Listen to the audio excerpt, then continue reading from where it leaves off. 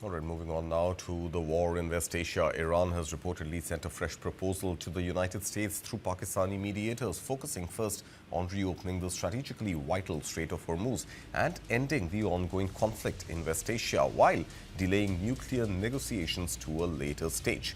According to Axios, Tehran wants immediate attention on restoring regional stability before discussing its nuclear program. The proposal comes as peace efforts remain stalled. U.S. President Donald Trump said Iran could contact Washington if it wishes to negotiate, but repeated that Tehran must never obtain nuclear weapons. Now, tensions reportedly rose after the U.S. cancelled a planned visit by envoys Steve Witkoff and Jared Kushner to Islamabad, signaling dissatisfaction with Iran's earlier response.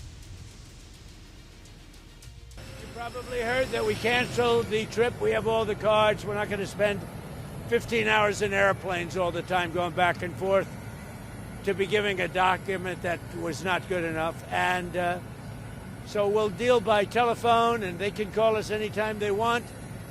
Again, we have all the cards. They have no military left, practically. They have no leaders left. We don't know who the leaders are.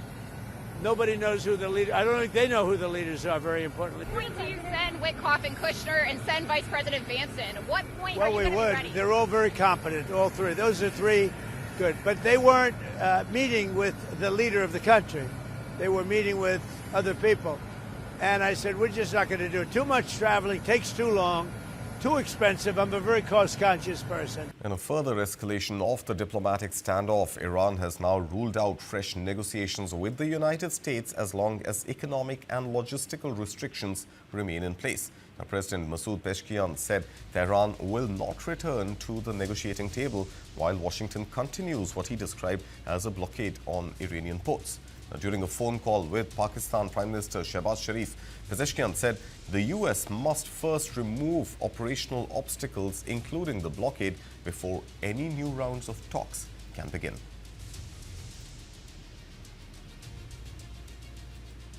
And in a fresh diplomatic push, Iran's Foreign Minister Abbas Araghchi returned to Islamabad on Sunday as Pakistan's political and military leadership stepped up efforts to revive ceasefire talks between Tehran and the U.S. Remember, this was Araghchi's second visit to Islamabad in 2 days. Araghchi had left Islamabad late Saturday, causing confusion over a possible second round of talks. But Iranian state media said he returned before heading onward to Moscow. He had also been in Oman, which previously mediated negotiations and lies across the strategic Strait of Hormuz. Now remember, U.S. President Donald Trump last week indefinitely extended the ceasefire agreed on April 7th between Washington and Tehran, which has largely paused fighting that began after joint U.S.-Israeli strikes on February 28th.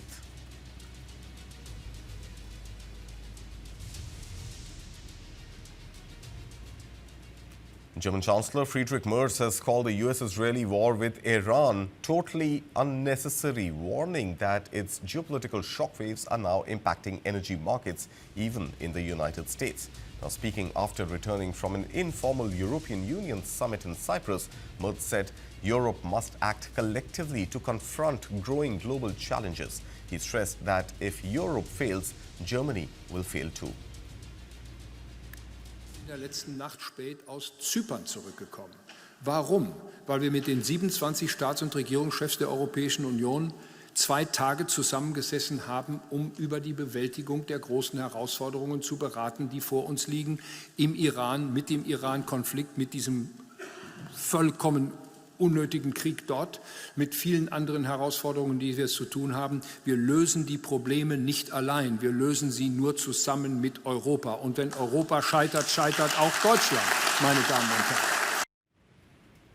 And hundreds of Israelis joined an anti-government rally in Tel Aviv as Iran and the United States appear to lose momentum. Protesters voiced anger over the handling of the conflict and growing uncertainty over a lasting peace deal. Demonstrators opposed the war with Iran, arguing it had only worsened the situation and failed to bring any meaningful settlement closer.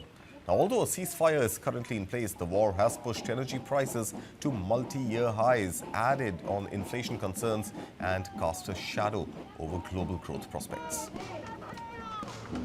We are also opposing the war in Iran because we think it's just made everything just worse. It didn't advance us anywhere towards a settlement, and therefore we are here. It's like we are in a ceasefire, and every time we can go back to a war. And in other hand, it's like our government is not really taking part in these negotiations. So we are talking about our security and the security of the area, but we are not really making the decisions.